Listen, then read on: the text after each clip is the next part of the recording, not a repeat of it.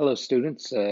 This week we're going to be finalizing our lectures, and we're going to be talking about popular culture and politics from the 1970s and onward. So make sure after watching this short video, you sort of go online, how you finish the PowerPoint, go through the lectures, go through the readings, watch the other videos I want you to watch. There's one video from 1964. It's Reagan's sort of coming out party, so to speak. It is called A Time to Choose, A Time for Choosing. It's kind of the stamp, kind of this coming out party for once a Hollywood star who, for many decades before that, was a Democrat, but decided to sort of abandon um, the Democrat Party. He saw how it was going, whatever that was for him, and he decided to join the conservative movement. Okay, and so the Barry Goldwater campaign speech in 1964 didn't really do Goldwater that much because he really got trounced by LBJ, but it sort of kicked off President. It sort of kicked off Ronald Reagan's political career. He very quickly became sort of many have argued, the founder of the modern conservative movement. So, and the speech really sort of kicks that off. All right. So, what I want you to pay attention to is talking about with politics and culture in the 1970s and 1980s, there's a lot of going back and forth. I mean, there's with just popular culture alone, you have I bring up Bruce Schulman's book, and he sort of talks about how the 70s is really kind of like the 1920s, all right? It sort of transforms American economic and cultural life, all right, about as much as the 1920s. And it's a significant watershed moment in modern U.S. history. And you can see this in the world of film, where you have movies like Chinatown and Taxi Driver, where you had these brand new generation of filmmakers like Francis Ford Coppola, Martin Scorsese, who kind of assailed, mocked, and undercut, the established sources of authority in American life. And then, of course, you had a movie network where people like to quote, "I'm mad as hell. I'm not going to take this anymore." And it really is not just a rejection of political power and the public sector. It's turning away, so to speak, of the boomers. It really kind of kicks off a reaction to things like this, because a reaction to something like that would be mostly in the form of like um, Urban Cowboy or something like that. Urban Cowboy is more of a reaction to disco. And it's ironic that the star of both of those movies was the same person, John Travolta. Okay, disco really was the thing in the 70s, but Urban Cowboy is kind of this rejection of the sort of discotheque, uh, anti-establishment mentality, um, and it's more kind of going along with this new rising conservative movement that kind of highlights, things like they call themselves an authentic, all-American kind of alternative.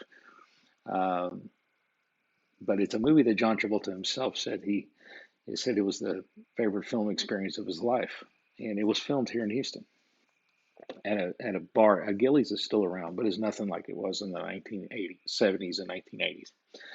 Okay, but it's a great movie, and it came out in 1980. It's Urban Cowboy. All right, while all this is going on, there are Cold War actors globally. All right, and America really shifts, and that's one of the big themes of this lecture as I go on for the next couple of minutes. I'm talking about how America starts to shift, not only a shift away from more of a liberal, Johnson era movement, but you really have the emergence of this major conservative movement that many have argued, and so that has kind of been with us ever since then.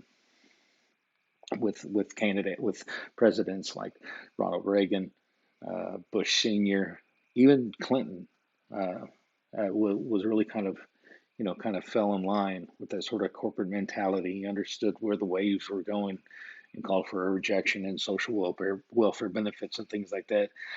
And then you had Bush Jr., and then you move on to Obama's a little bit different, but now you're kind of, in many ways, some have argued, going back to the 1980s with President Trump. But Trump is a little bit different. And I'll save that till the very, very end. But when you have these Cold War actors, and Gaddis talks about them a lot, you have people like Deng Xiaoping, Margaret Thatcher, uh, Reagan, and an interesting player that most people don't think about, and that's Pope John Paul II, or known by his formal name, Cardinal Carol Wojtyla. All right, and he says a lot as to why this is important and how these individuals and characters really helped to bring about what would be the last phase of the Cold War.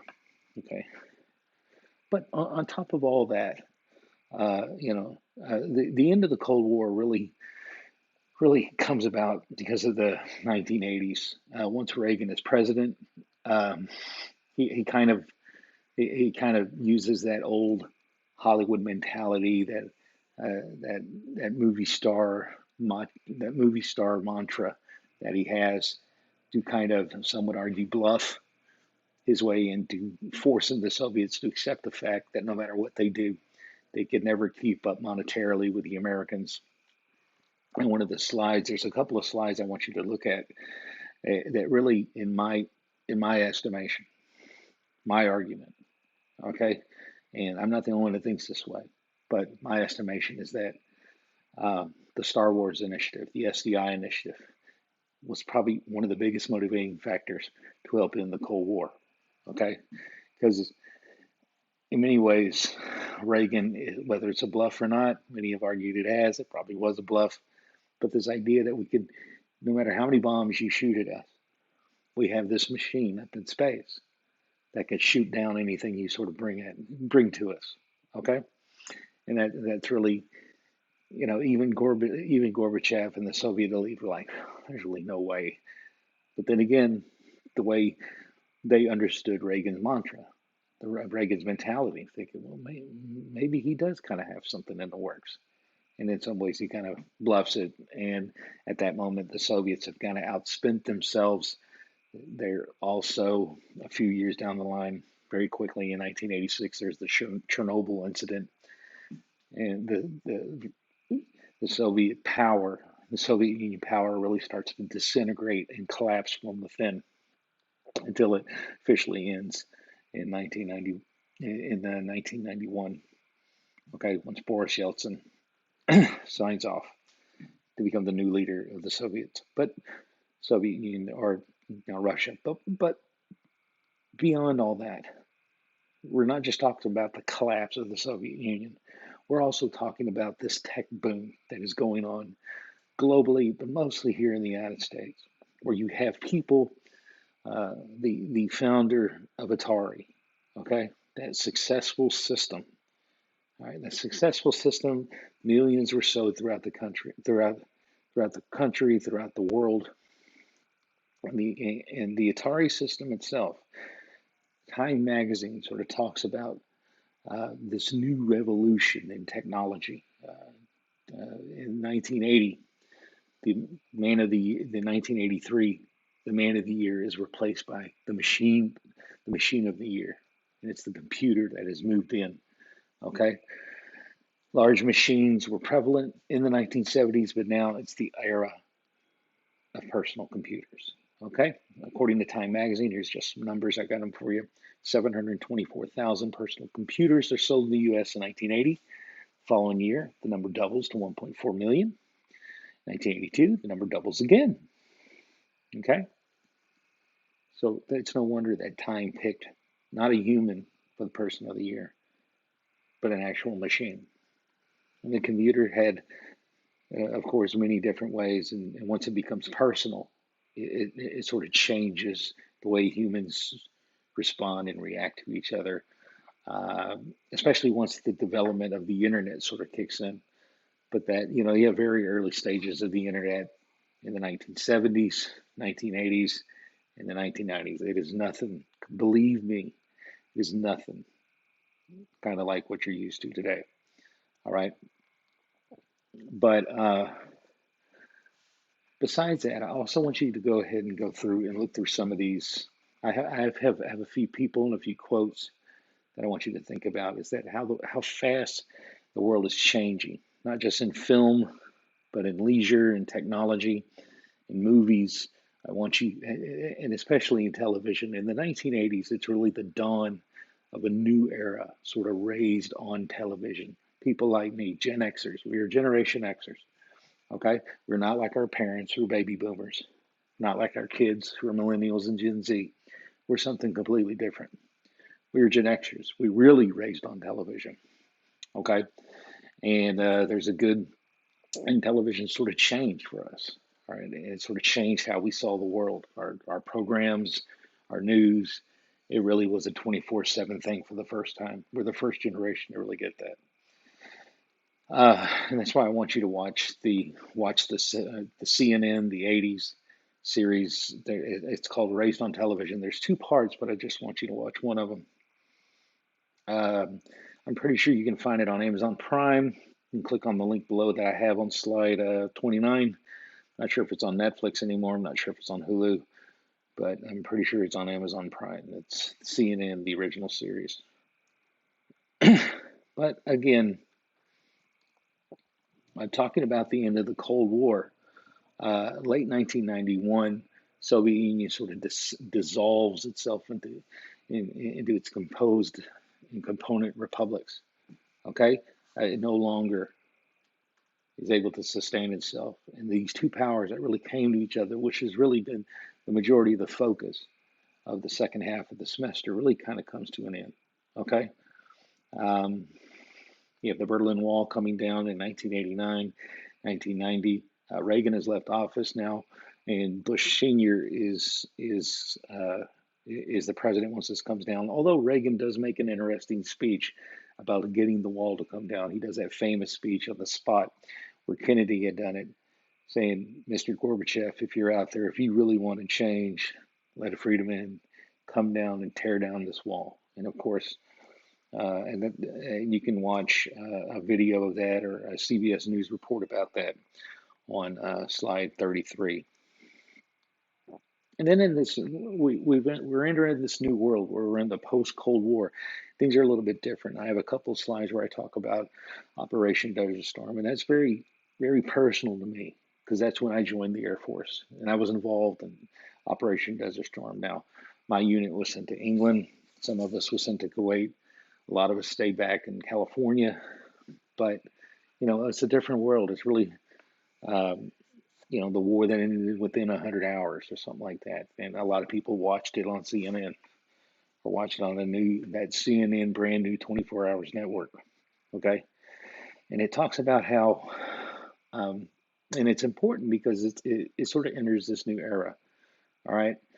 And where even though the Iraqi war, the Americans are a powerful force, the Iraqi war, the Iraqi army itself was not a slouch. Okay. We're talking about the sixth biggest army, but the American power just sort of had no problem sort of going in and sort of really taking care of business. But this really is a war in many ways that is centered around oil.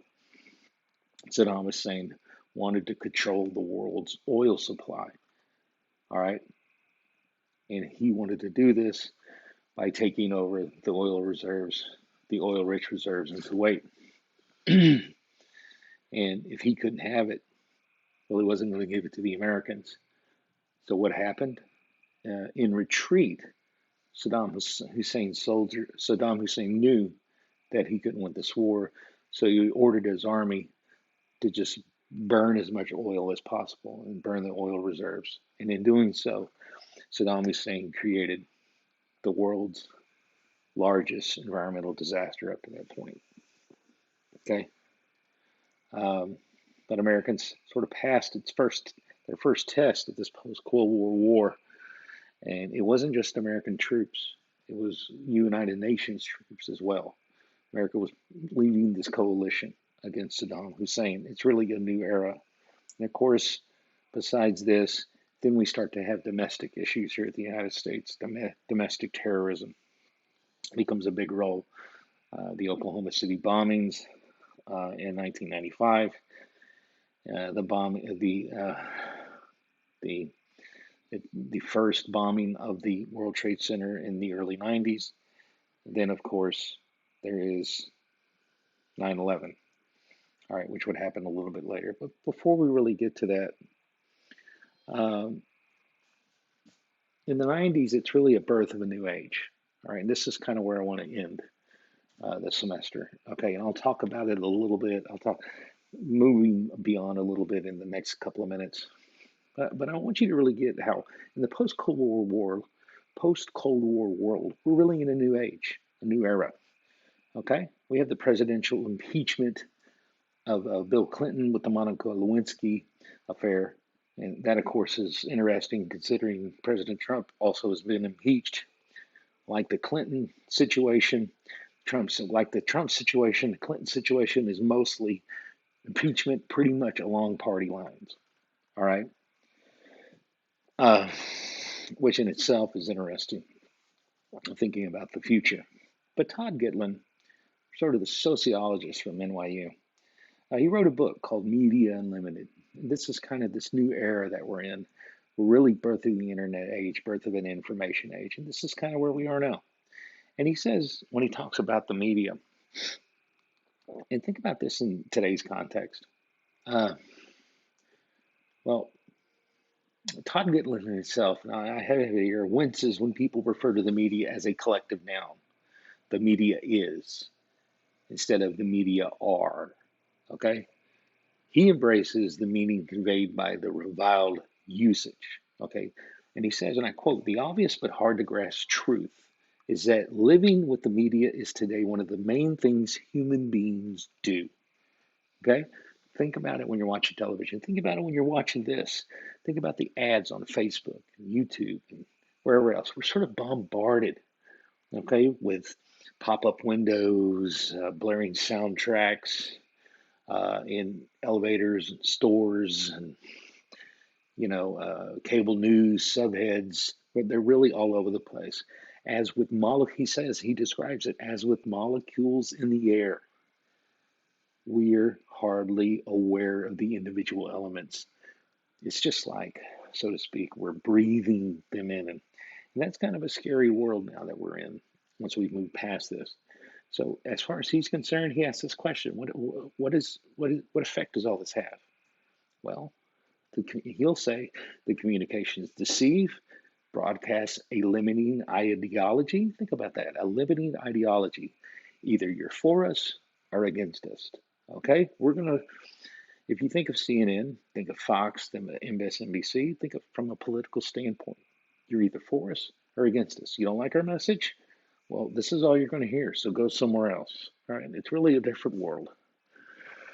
Uh, and media also quote, in his mind, conveys diminished images of the good, the true, and the normal. But the worst offense, and this is important, Gitlin would say, they saturate our way of life with a promise of feeling. Okay? Vague, empty promises that has us hooked. Hooked to media. We are obsessed with media as much as we hate to admit it. The torrent of images, sounds, and stories will continue to widen, but neither its volume, speed, nor bandwidth can be counted on to deepen democracy, or, for that matter, the quality of feeling or commitment with which people conduct their lives. In other words, it's becoming largely just the look and the feel of reality. Think about that next time you put on your Oculus virtual reality headsets. But I'll sort of end the semester with 2008, talking about how the rise of social media really this I like to call it digital McCarthyism has sort of risen. But social media and sort of changed the way we social media really changed the way we liked politics. Okay, we ingest in politics. Many have argued that it had a lot to do with the 2008 election and the election of President Obama. Okay. Three-quarters of internet users went online during the 2008 election to take part in or get news and information about the 2008 campaign. That's 55%.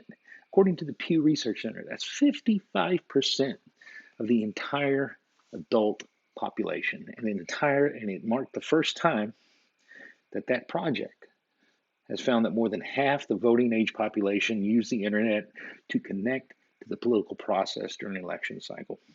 That really helped change our world. Okay, now we talk about Russian hacks, Russian collusion. But we're really in a new world, starting with that 2008 election. But what makes Trump different is that we're in a new world for another reason, too. Uh, Whether you like him, you're for him, or against him, that's not the point here. The point here with his message, whatever you think of that saying, make America great again, whatever that means to you, whether something good, something bad, that's not the point. The point is, with the 2016 election, you had two major candidates that really had this message of, in many ways, kind of a return to isolationism, a new America.